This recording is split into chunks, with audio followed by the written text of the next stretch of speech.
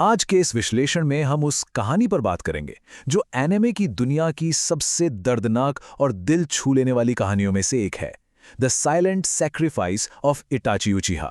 एक ऐसी दास्तान जो शुरू तो खौफ और नफरत से होती है, पर इसका अंत यकीन मानिए किसी की भी आंखों में आंसू ला देने के लिए काफी है। तो चलिए बिना वक्त गंवाए सीधे मुद्दे पर आते हैं और समझते हैं इटाची उचिहा के उस खामोश बलिदान को। अगर मैं आप सबसे पूछूं कि नारुतो की पूरी दुनिया में सबसे ज्यादा गलत समझा गया पात्र, सबसे मिसअंडरस्टूड कैरेक्टर आखिर कौन था, तो दिमाग में एक ही नाम आता है, राइट? इटाची उचिहा। दुनिया की नज़रों में वो क्या था? एक बेहद खौफनाक, निर्दयी हत्यारा। एक ऐसा शख्स जिसके नाम से ही अच्छे अच्छे कांप उठते थे, जिसने अपने ही परिवार को, यहाँ तक कि पूरे उचिहा कुल को सिर्फ एक ही रात में मौत के घाट उतार दिया था। पर सवाल यह है कि क्या वाकई इटाची एक पत्थर दिल मुजरिम था? चलिए थोड़ा इसकी गहराइयों में उतरते हैं, क्योंकि सच्चाई जो थी ना वो इससे बिल्कुल अलग थी। दुनिया ने जो देखा वो सिर्फ एक मुखौटा था। असलियत इतनी ज्यादा दर्दनाक थी जिसका उस वक्त किसी ने अंदाजा तक नहीं लगाया था।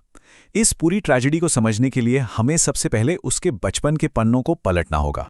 अब देखिए, इताची का बचपन बाकी आम बच्चों जैसा बिल्कुल नहीं था। बेहद छोटी उम्र में ही उसने युद्ध, आतंक और मौत को इतने करीब से देख लिया था कि उसके जहन पर एक बहुत गहरा असर पड़ा। उसने तभी कसम खा ली थी कि चाहे जो हो जाए वो हमेशा शांति बनाए रखेगा। और टैलेंट की तो हम बात ही क्या करें।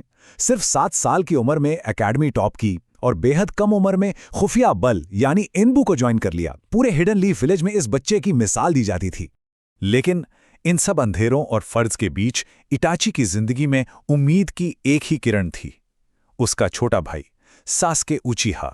एक परफेक्ट बड़ा भाई कैसा होता है? बिल्कुल इटाची जैसा। सास्के के लिए इटाची किसी सुपर हीरो से कम नहीं था, एक अल्टीमेट आदर्श। और इटाची, वो भी सास्के पर अपनी जान छिड़कता था और अपने छोटे भाई की झोली में दुनिया की सारी खुशियां डाल देना चाहता था। इन दोनों भाइयों का रिश्ता सच में बेहद अटूट था। पर जैसा कि हम जानते हैं, वक्त हमेशा एक जैसा तो रहता नहीं। एक तरफ तो ये भाई का अटूट प्यार था और दूसरी तरफ चल रही थी गांव की खतरनाक खुफिया राजनीति। हिडन लीफ विलेज की नेताओं और उचिहा कुल के बीच टकराव लगातार बढ़ता जा रहा था। नेताओं को शक था कि उचिहा कुल विद्रोह करने वाला है, और सच्चाई भी यही थी कि उचिहा गुप्त रूप से सत्ता पलटने की तैयारी कर रहे थे। माहौल लिटरली इतना तनावपूर्ण हो चुका था कि एक छोटी सी चिंगारी और पूरा गांव जलकर राख हो जाता। और ठीक ऐसे हालात में नेताओं ने इटाची को एक ऐसी स्थिति में लाकर खड़ा कर दिया जो किसी भी इंसान के लिए टोटली नामुमकिन थी। जरा सोचिए, उसके पास सिर्फ 2 रास्ते थे। पहला कि वो खुद अपने उचिहा कुल को रोक दे, जिसका सीधा सा मतलब था अपने ही लोगों को खत्म करना। या फिर दूसरा रास्ता कि वो चुपचाप बैठा रहे और पूरे गांव को एक भयानक गृह युद्ध में बर्बाद होते हुए देखे, जहां हजारों मासूम लोग मारे जाते। और तभी इटाची ने वो नामुमकिन फैसला लिया। उसने अपने खुद के जज्बात को मार दिया और चुनाव किया गांव की शांति का। फिर आई वो सन्नाटे और खून से भरी काली रात। इटाची ने अपने ही हाथों से, अपनी ही तलवार से अपने पूरे कुल का सफाया कर दिया। जिस उचिया इलाके में कभी हंसी मजाक और रौनक हुआ करती थी, वहां अब सिर्फ सन्नाटा और खून बिखरा था। ये वो भयानक कीमत थी जो शांति के लिए इटाची ने अपनी रूह पर उठाई। लेकिन इस पूरे भयानक खून खराबे और सन्नाटे के बीच ध्यान देने वाली बात यह है कि एक आखिरी जान बची थी। एक इंसान जिसे इटाची ने जानबूझकर जिंदा छोड़ दिया था, और वो था उसका प्यारा छोटा भाई सास्के। इटाची सब कुछ खत्म कर सकता था, पर अपने भाई के लिए उसका प्यार इतना ज्यादा था, इतना अनकंडीशनल था कि वो सास्के पे तलवार उठा ही नहीं सका। जब सास्के घर वापस लौटता है और अपने माता पिता को इस हाल में देखता है, तो उसकी पूरी दुनिया वहीं बिखर जाती है। और दोस्तों, उसी वक्त इटाची ने अपनी जिंदगी का सबसे बड़ा और सबसे दर्दनाक नाटक शुरू किया। उसने जानबूझकर एक खलनायक का मुखौटा पहना और अपने रोते बिलखते हुए भाई से कहा, मुझसे नफरत करो। उसका आखिरी मकसद सिर्फ ये था कि ये नफरत सास्के के अंदर एक ऐसी आग पैदा करे जो उसे इतना ताकतवर बना दे कि आगे चलकर दुनिया में कोई भी उसे नुकसान न पहुंचा सके। उस दर्दनाक रात के बाद इटाची ने गांव छोड़ दिया और दुनिया के सबसे खतरनाक अपराधी संगठन अकात्सुकी के साथ जुड़ गया। अब पूरी दुनिया उसे सिर्फ एक अपराधी समझती थी, लेकिन कहानी का सबसे बड़ा ट्विस्ट ये था कि वो वहां भी एक डबल एजेंट का काम कर रहा था। जी हाँ, अकात्सुकी में रहकर भी इताची खुफिया तरीके से हिडन लीफ विलेज की रक्षा कर रहा था और अंदर से गांव के दुश्मनों पर नजर रख रहा था। फिर कई साल निकल गए और आखिरकार वो पल आ ही गया जिसका सबको इंतजार था। Sasuke versus Itachi. सास्के अब बड़ा हो चुका था और उसके अंदर अपने भाई को मारने की, अपना बदला लेने की आग इस वक्त अपने चरम पर थी।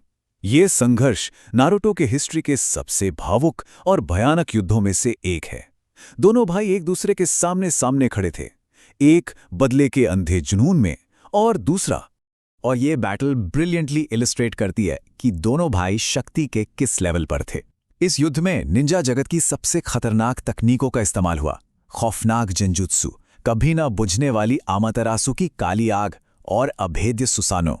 सस्के का हर एक वार नफरत से भरा था, लेकिन किसी को क्या पता था कि इटाची लड़ाई से पहले ही एक जानलेवा बीमारी से जूझ रहा था और वो बस इसीलिए जिंदा था ताकि अपने ही भाई के हाथों मर सके। इस लड़ाई के बिल्कुल आखिरी लम्हों में एक ऐसा सीन आता है जो किसी को भी टोटली तोड़ कर रखते। इटाची, जो बुरी तरह घायल है और मौत के बिल्कुल करीब है, वो धीरे धीरे सास्के की तरफ बढ़ता है। सास्के डर के मारे दीवार से लग जाता है, लेकिन इटाची उस पर वार करने के बजाय ठीक वैसे ही अपनी उंगलियों से उसके माथे को छूता है जैसे वो बचपन में प्यार से करता था और कहता है, मुझे माफ कर देना सास्के। और फिर अपने भाई के आगे गिरकर वो हमेशा के लिए अपनी आंखें बंद कर लेता है। सासुके वहीं हैरान खड़ा रह जाता है। उसे लगता है कि उसने अपना आखिरी बदला पूरा कर लिया, आखिरकार खलनायक मारा गया। लेकिन एक सेकंड रुकिए, क्या इटाची सच में कोई खलनायक था? कहानी यहां एक बहुत ही बड़ा मोड़ लेती है। कुछ ही वक्त बाद तोबी यानी ओबिटो सासुके को उसके भाई का वो सच बताता है जिसने पूरी दुनिया के नजरिए को हमेशा हमेशा के लिए बदल कर रख दिया। ओबिटो ने खुलासा किया कि इटाची कभी खलनायक था ही नहीं, वो तो एक सीक्रेट हीरो था। शुरू से लेकर अंत तक वो एक गुप्त रक्षक था, एक ऐसा नायक जिसने हमेशा अंधेरों में रहकर अपने गांव और अपने भाई की रक्षा की। उसने उस गृह युद्ध को रोकने के लिए और अपने छोटे भाई को जिंदा रखने के लिए अपनी पूरी जिंदगी, अपना अस्तित्व, यहां तक कि अपना खुशी से भरा परिवार, सब कुछ कुर्बान कर दिया था। जरा सोचिए सास्के पर क्या बीती होगी। ये सच्चाई सुनकर उसका दिल पूरी तरह से टूट जाता है। उसके अंदर एक बेहद दर्दनाक एहसास जागता है। उसे समझ आता है कि जिस इंसान से उसने पूरी जिंदगी सबसे ज्यादा नफरत की, जिसे मारने के लिए उसने खुद को अंधेरों में ढकेल दिया, वही इंसान पूरी दुनिया में उससे सबसे ज्यादा प्यार करता था। इटाची की वो सारी निर्दयता, वो गुस्सा सिर्फ अपने प्यार को छुपाने का एक पर्दा था। देखिए, इटाची उचिहा भले ही इस यूनिवर्स का सबसे ताकतवर निंजा ना रहा हो, लेकिन इस बात में किसी को कोई शक नहीं होना चाहिए कि वो इस पूरी कहानी का, बल्कि शायद पूरे आनेमा इतिहास का सबसे महान बड़ा भाई था। एक ऐसा भाई जिसने शांति के लिए और अपने भाई के भविष्य के लिए अपना नाम, अपनी रेपुटेशन, अपनी जिंदगी, लिटरली सब कुछ कुर्बान कर दिया। और उसके इन्हीं बलिदानों की वजह से इटाची आज भी हम सबके दिलों पर राज करता है। और अब इस विश्लेषण को खत्म करते हुए एक बेहद गहरा सवाल हमारे सामने छूट जाता है। शांति की असली कीमत आखिर क्या होती है? इटाची की जिंदगी हमें बताती है कि कभी-कभी शांति बनाए रखने के लिए कुछ लोगों को ऐसी खामोश कुर्बानियां देनी पड़ती हैं जिनका ना तो कोई श्रेय मिलता है और ना ही कोई सम्मान। इस ख्याल पर विचार जरूर कीजिएगा। और दोस्तों, इस कहानी का सफर यहीं तक। साथ जुड़े रहने के लिए बहुत बहुत शुक्रिया।